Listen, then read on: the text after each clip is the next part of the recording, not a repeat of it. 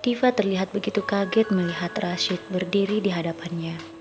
Dengan gayanya yang tenang, Rashid berkata, "Baru kali ini saya tahu bahwa ternyata wajah saya itu sama seperti hantu." Dengan gugup Diva berkata, "Maaf Pak Bos, saya tidak bermaksud seperti itu." Rashid tersenyum dan kembali berkata, "Tidak apa-apa, tidak perlu meminta maaf." Diva dan Susi tertunduk merasa takut dan grogi. Lalu Rashid kembali bertanya, "Apakah kalian karyawan baru di sini?" Diva berkata, "Bukan Pak Bos, kami sudah lama bekerja di sini." Lalu Rashid terlihat sedikit heran. "Oh ya? Tapi kenapa saya tidak pernah melihat kalian? Bukankah setiap pagi sebelum bekerja kita berkumpul di ruang rapat?" Diva melirik Susi yang sejak tadi hanya diam saja lalu berkata, "Betul Pak Bos, tapi kami kan tugasnya bersih-bersih. Jadi sebelum teman-teman memulai aktivitasnya, semua sudah harus bersih."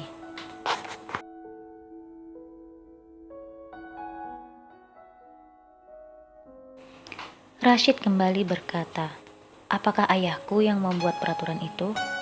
Diva memberi kode pada Susi untuk menjawab, namun Susi membuang muka. Diva berkata dalam hati, "Awas ya kalau bos pergi, aku hajar kamu Susi." Rashid yang menunggu jawaban berkata, "Ada apa?" Diva tersenyum untuk menutupi rasa groginya dan berkata, "Tidak apa-apa bos. Begini, kami juga tidak tahu siapa yang membuat aturan itu Pak.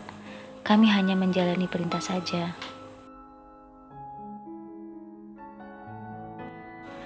Rashid mengangguk dan berkata, "Baiklah, nanti akan saya revisi. Oh iya, siapa yang bertugas membuatkan saya kopi?" Kali ini Diva dan Susi saling menunjuk. Rashid jadi bingung. "Bagus, jadi kalian berdua bisa bergantian membuatkan saya kopi setiap pagi. Tapi jangan kopi pahit ya, saya tidak suka."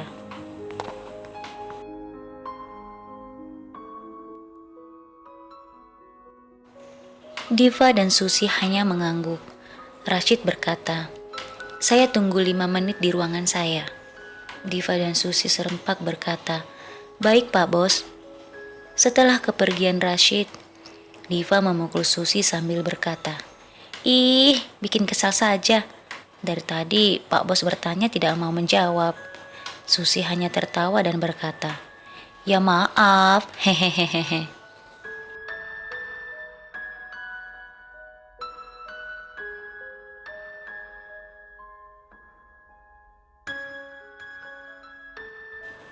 Diva melanjutkan mengepel lantai dapur, dan Susi sedang membuat kopi untuk Rashid.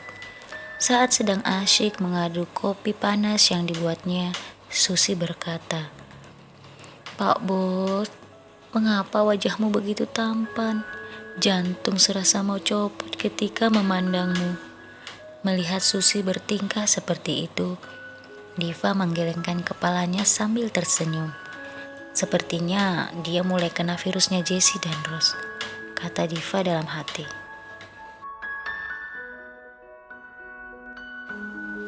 Setelah mengaduk kopi itu, Susi pergi ke ruang Rashid untuk mengantarkan kopinya. Ketika berdiri di hadapan Rashid yang sedang sibuk dengan pekerjaannya, Susi berkata, "Pak Bos, kopinya saya simpan di mana?" Rashid kemudian menghentikan pekerjaannya dan melihat Susi.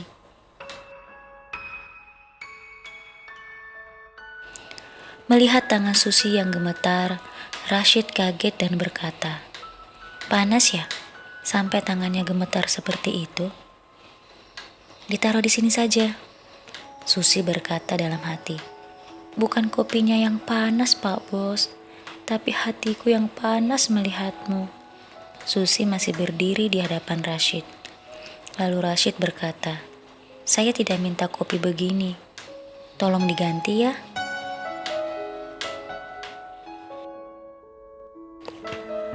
Susi sedih karena kopi buatannya ditolak oleh Rashid.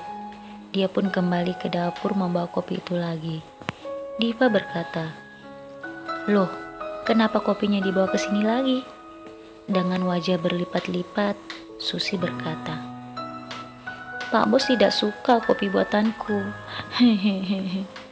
Diva tertawa lalu berkata, "Jangan menyerah, coba buat yang lain." Susi berkata, "Aku tidak mau, kamu saja yang membuatnya." Diva kemudian sedang mengingat pesan Rashid ketika menyuruh mereka membuat kopi untuknya. Susi, kamu ingat kan tadi Pak Bos bilang dia tidak suka kopi pahit?"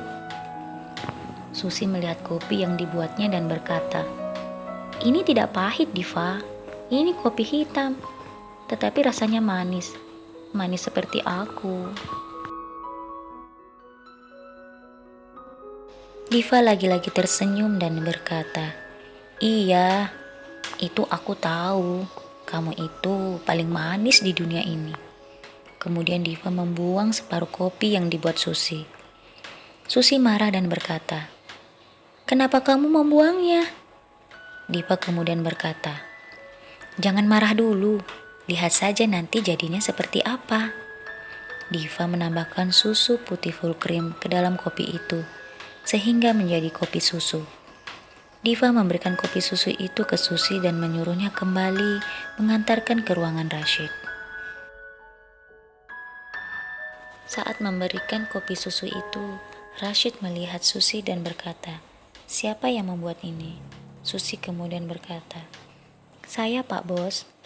Rashid mengangguk dan berkata, "Terima kasih ya." Susi tersenyum dan keluar dari ruangan Rashid dengan wajah kegirangan. Dia langsung memeluk Diva yang masih sibuk di dapur dan berkata, "Pak Bos bilang, terima kasih. Manisnya." Diva hanya tersenyum dan memukul keningnya. Keesokan harinya, semua karyawan bagian cleaning service ikut berkumpul di ruang rapat. Beberapa karyawan yang lain berkata, "Kenapa kalian di sini?" Susi berkata, "Kami semua diperintahkan oleh Pak Bos." Mereka pun mengangguk. Saat Rashid memasuki ruangan, semua mata tertuju padanya. Jessie dan Rose berkata, "Oh lala," sambil mengipas wajah mereka dengan kedua tangan.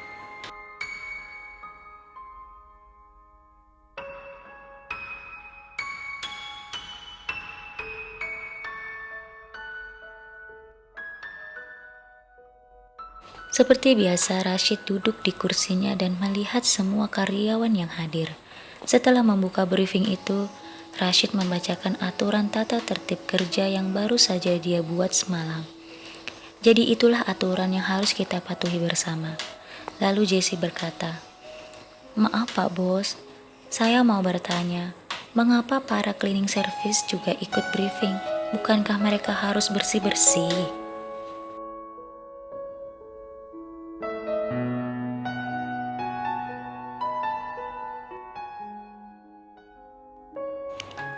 Rashid berkata, "Pagi-pagi semua wajib ikut briefing, jadi tidak ada yang boleh bekerja.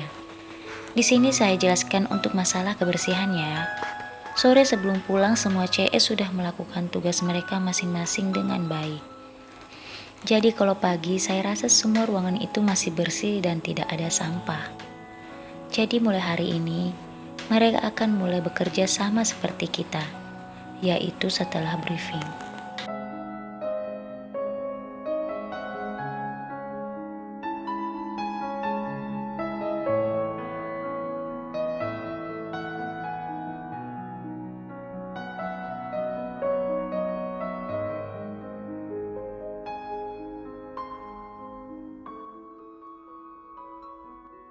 Jessie dan Rose terlihat tidak suka dengan keputusan Rashid. Mereka berdua melirik semua CS yang duduk tak jauh dari mereka. Setelah briefing dilaksanakan, Rashid kembali ke ruangannya. Jessie dan Rose berkata kepada semua CS, "Kalian jangan senang dulu ya, ini belum akhir."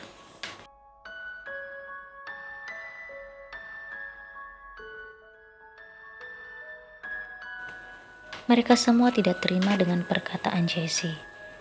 "Maksud kamu apa, Jess? Kenapa kamu begitu membenci kami? Kami juga bekerja di sini sama seperti kamu."